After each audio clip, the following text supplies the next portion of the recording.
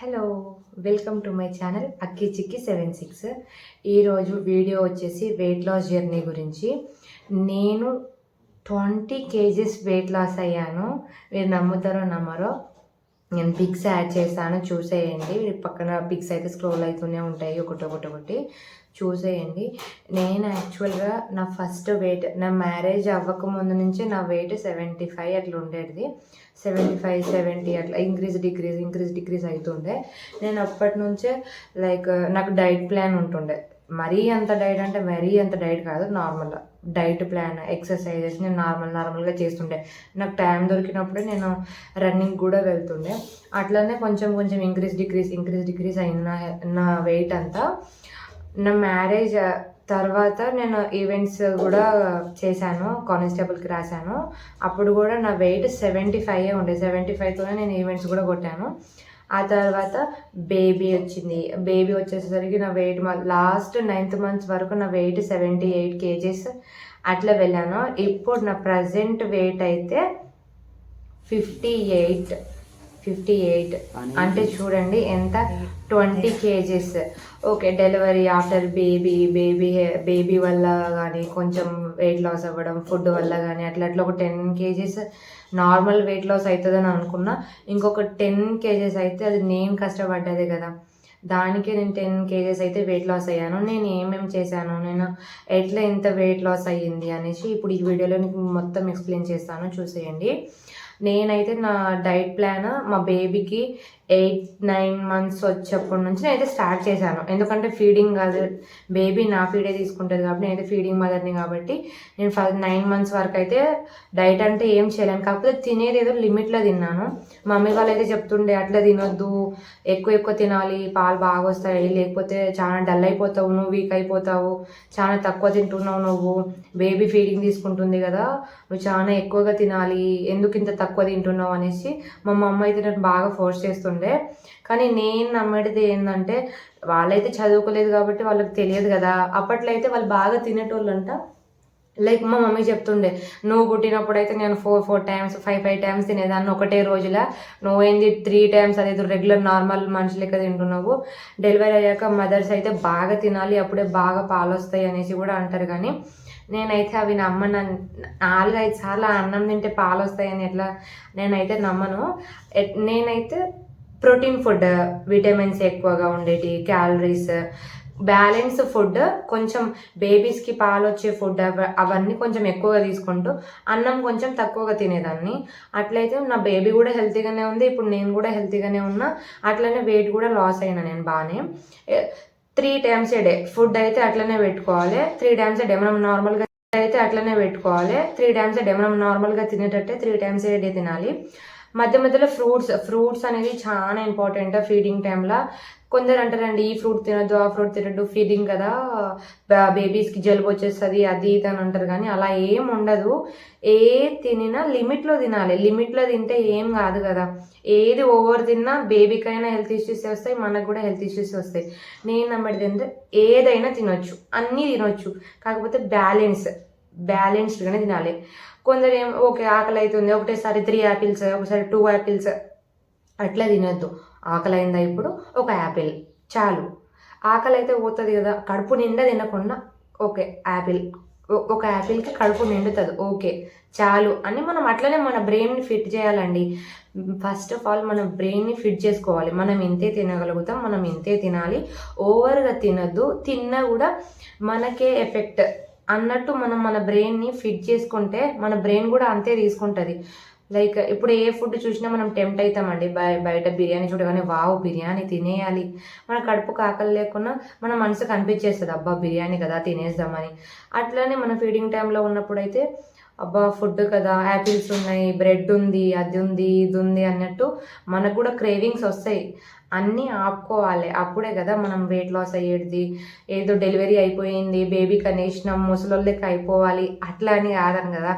ఎంత ఉంటుందంటే మన ఏజ్ పెద్దగా అనుకుంటే మా అన్న పెద్ద ఏం ఉండదు. అందుకే మనం ఎట్లా ఉండాలి, నెక్స్ట్ మన బేబీస్ని మనం చూసుకోవాలంటే మనం పర్ఫెక్ట్ హెల్తీగా ఎట్లా ఉండాలనేసి మనం అప్పటి నుంచే ప్లాన్ చేసుకోవాలి. నేనైతే నా బేబీ 9th మంత్ ఉన్నప్పటి నుంచి నేను నా హెల్త్ మీద కాన్సన్ట్రేట్ చేసేదాన్ని.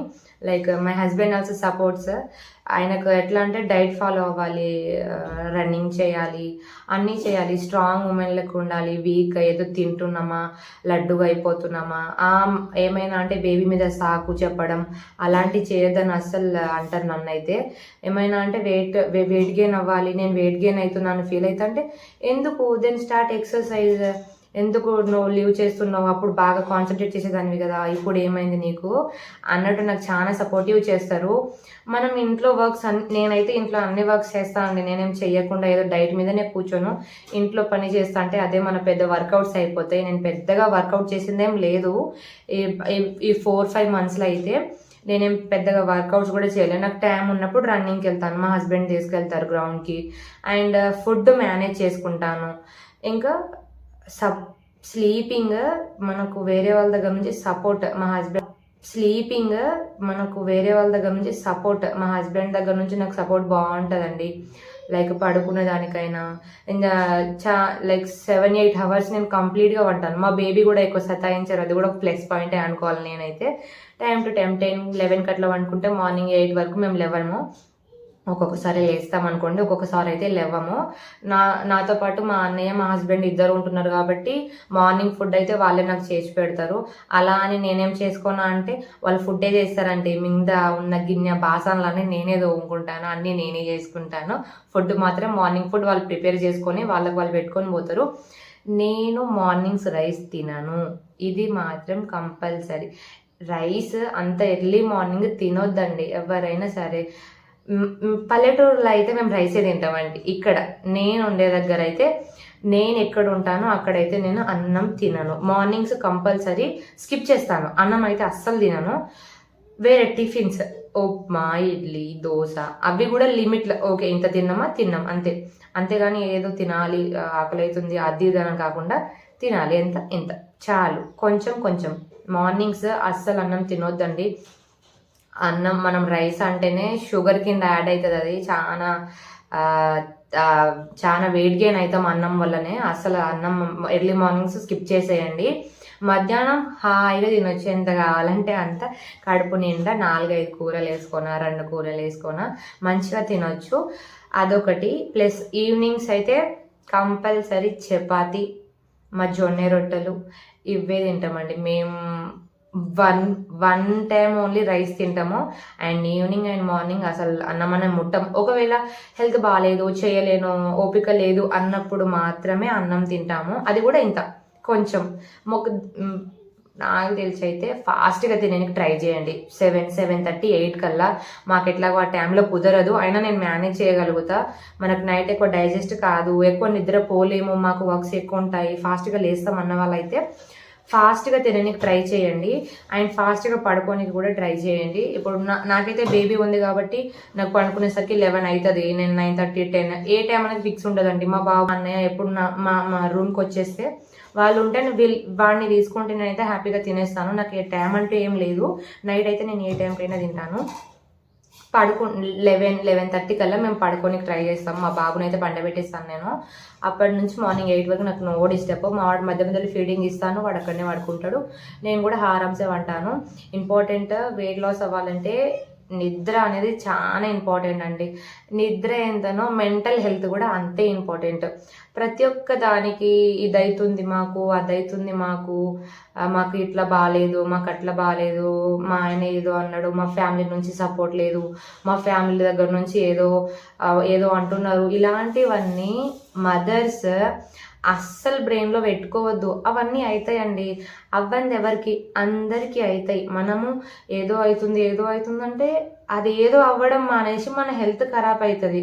నేనైతే ఇది ఒకటే చెప్పగలుగుతాను, మనం ఎంత మెంటల్ హెల్త్ ఉంటే మన హెల్త్ అంత మంచిగా లాస్ అవుతుందండి. అన్ని స్ట్రెస్సెస్ పెట్టుకొని హెడ్ ఏక్స్, నిద్ర ఉండదు, కళ్ళు ఇట్లా వాసిపోతాయి, ప్లస్ బాగా సఫర్ అవుతూ ఉంటాం. మనం ఇన్నర్ హెల్త్ మొత్తం ఏమైపోతుందంటే చాలా సఫకట్గా ఫీల్ అయ్యి కడుపులో ఏదో తిప్పినట్టు, బాధగా, మన గుండె కూడా ఏదో బరువు ఎక్కినట్టు, తల మీద ఎవరో కూర్చున్నట్టు ఇవన్నీ అనిపిస్తూ ఉంటాయి. ఫస్ట్ అవన్నీ లైట్ తీసుకోండి. ఈరోజు అవుతున్నాయి, రేపు అయితే ఏం గ్యారంటీ ఉందా? ఇప్పుడు అయ్యింది, తర్వాత అయితే దాని గ్యారంటీ ఉందా? ఇప్పుడు ఉన్న మనిషి తర్వాత ఉండడానికి గ్యారంటీ ఉండదండి. దానికోసం మనం ఏదో పెద్దగా ఆలోచించి అవన్నీ ఇవన్నీ అని మన మెంటల్ హెల్త్ అస్సలు ఖరాబ్ చేసుకోవద్దు. చాలా చాలా నేను అది చాలా అనుభవించా కాబట్టి నాకు అంతా తెలిసింది కాబట్టి నేను చెప్తున్నా. నీ ఏజ్ ఏంది, నువ్వు మాట్లాడే మాటలు ఏంటంటే నాకు తెలుసు అండి. నా ఏజ్ చిన్నది కావచ్చు కానీ నేను మాట్లాడే మాటలు నాకు సంబంధించి నేను సఫర్ అయినవి. లైక్ మాకు కూడా ప్రాబ్లమ్స్ ఉండే. నేను చదువుకుంటున్నప్పుడు నేను కాలేజ్కి వెళ్తే నేను నా బేబీని తీసుకొని నా స్టడీస్ కంప్లీట్ చేసినప్పుడు ఎంతమంది ఎన్నన్నారు నాకే తెలుసండి. అవన్నీ పట్టించుకుంటే మనం ముందుకు వెళ్ళలేం కదా. ఎవరేమన్నా మనం పట్టించుకోవద్దు. మనం మంచిగా ఉన్నామా, మన హెల్త్ మంచిగా ఉందా, మన బేబీ, మన ఫ్యామిలీ, అదే ఇంపార్టెంట్ అండి. మెయిన్గా మదర్ కానీ హెల్తీగా ఉండే హెల్తీ ఫ్యామిలీని క్రియేట్ చేయగలుగుతుంది. నేనైతే ఇదే చెప్తాను. నేను కానీ డిస్టర్బ్డ్ మోడ్ ఉంటే నేను మా హస్బెండ్ని ఏదో ఒకటి అనేస్తాను, మా చిన్నోడి మీద ఒర్రేస్తాను. పో అటుపో నా దగ్గరికి రాకు, అది ఇదని చిన్నోడి మీద ఒర్రేస్తాను. అదే నేను నార్మల్గా ఉన్న రోజు, నేను ప్రశాంతంగా ఉన్న రోజు మా బావ నా మీద ఎంత ఒర్రినా కూడా నువ్వు ఎందుకు ఒర్రుతున్నావు, ఊకో బావ, ఏం ఒర్రుతాం, రేపు ఉంటామో లేమో దానికి, ఇప్పుడు ఎందుకు ఒర్రుడు అన్నట్టు నేను పెద్ద పెద్ద మాటలు మాట్లాడేస్తాను. ఏమైంది నిన్న బాగా ఒర్రినావు, ఈరోజు కామ్గా ఉన్నావు అన్నట్టు మా బావ నాకు చెప్పేస్తారు. నిన్న నా మూడు బాగాలేదు అంటే అందుకే ఎప్పుడు స్ట్రెస్ పెట్టుకోవద్దు, ప్రతి ఒక్క దానికి బాగా ఒర్లొద్దు, ఎంత కామ్గా ఉంటే అంత మంచిది, మెంటల్ హెల్త్ చాలా మంచిగా ఉంటుంది. అవన్నీ పట్టించుకోకు, నువ్వు ఎవరేమన్నా అస్సలు పరగబడదు మనకు. నువ్వైతే హ్యాపీగా ఉండు, నీ హెల్త్ను చూసుకో, బేబీని చూసుకో, అదే చాలా అంటారు. నాకు మా బావ దగ్గర నుంచి చాలా సపోర్ట్ ఉంటుందండి. హెల్త్ వైజ్గా కానీ ఫుడ్ వైజ్గా కానీ మాకు ఏమేమి కావాలో మ్యాక్సిమం బయట ఫుడ్ అలౌ చేయరు. ఎప్పుడైనా క్రేవింగ్స్ వస్తున్నాయి అంటే పానీపూరి లాంటివి, బిర్యానీ లాంటివి రేర్లీ. మేమైతే అవుట్ సైడ్ ఫుడ్స్ కాదండి, ఓన్లీ హౌస్ కుకింగ్ ఫుడ్సే ఎక్కువ తింటాము. ఏం కావాలో చెప్పు, ఇంట్లో తెచ్చి పెడతా, వండుకొని తినగాని బయటకైతే వద్దంటారు మా హస్బెండ్. అది కూడా మన మంచి కొరికే కదండి. బయట ఎక్కడెక్కడో తింటాం, అవన్నీ మంచివి కాదు అన్నీ తెలిసి కూడా మనం తింటాం అనుకోండి. అప్పుడప్పుడు క్రేవింగ్స్ వచ్చినప్పుడు తినొచ్చు, కానీ ఓకే అటు పోయినాం తినాలి, ఇటు పోయినాం తినాలి అన్నట్టు అస్సలు తినకండి. మన హస్బెండ్ వాళ్ళు తిన్నా కూడా మనం తినొద్దు. మనం ఫీడింగ్ మదర్స్, మన ఇంట్లో వాళ్ళని చూసుకోవాలి. మన హెల్త్ ఖరాబ్ అయిపోతే వాళ్ళని మళ్ళీ చూసుకోలేము అన్నప్పుడు మనం అన్నీ ఇంట్లోనే చేసుకొని ట్రై చేయండి. మీరే ట్రై చేయండి, మీరే కుక్ చేసుకోండి, తినండి. ఎంత ఎమ్మిగా వస్తాయి అంటే నిజం చెప్తున్నా, నాకు వంటలు రావు. పెళ్ళయ్యేంత వరకు నాకు వంటలే రావు. 2 ఇయర్స్లల్లా అన్ని వంటలు నేర్చుకున్నా. ఓకే మేనేజ్ చేయగలుగుతా, మరీ పర్ఫెక్ట్ కాదు. ఓకే నేను కుక్ చేస్తున్నా, ఇప్పుడు మా ఇంట్లో మా హస్బెండ్ తింటారు. ఇట్లా 10/10 9/10 అన్ని మార్క్స్ కూడా నాకు వేస్తూ ఉంటారు. అప్పుడప్పుడు వండగలుగుతున్నా. ఓకే బాగానే వస్తున్నాయి, ఇంట్లోనే ట్రై చేయండి. అస్సలు రాని వంటలు నేనే నేర్చుకున్నా అంటే మీరు జెమ్స్ కదా, మదర్స్ అంటేనే జెమ్స్ అండి. నేర్చుకోండి, ఇంట్లోనే కుక్ చేసుకోండి, తినండి, మెంటల్ హెల్త్ మంచిగా ఉంచుకోండి. ఆటోమేటిక్గా మనం వెయిట్ మొత్తం ఇట్లా ఈజీగా రెడ్యూస్ చేసుకోవచ్చు.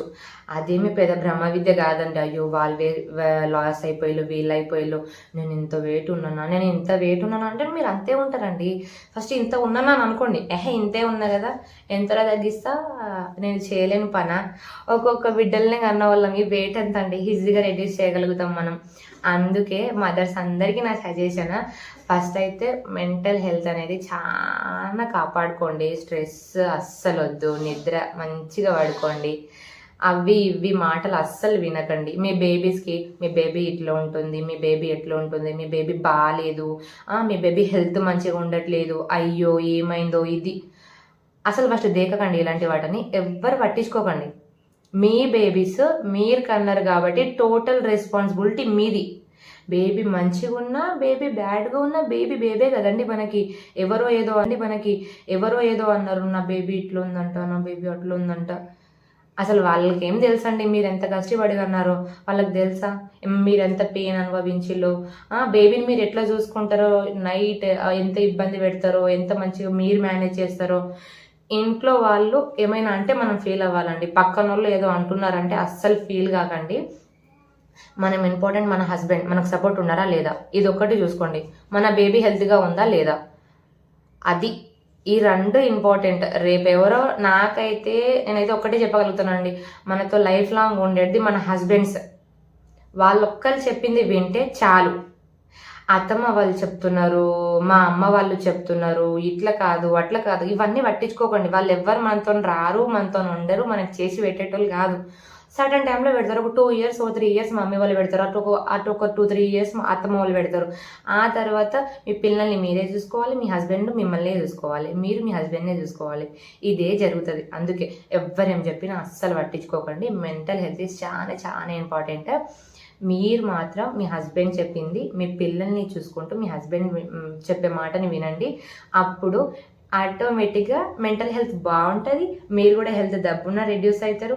మంచి హెల్తీ లైఫ్ స్టార్ట్ చేయండి.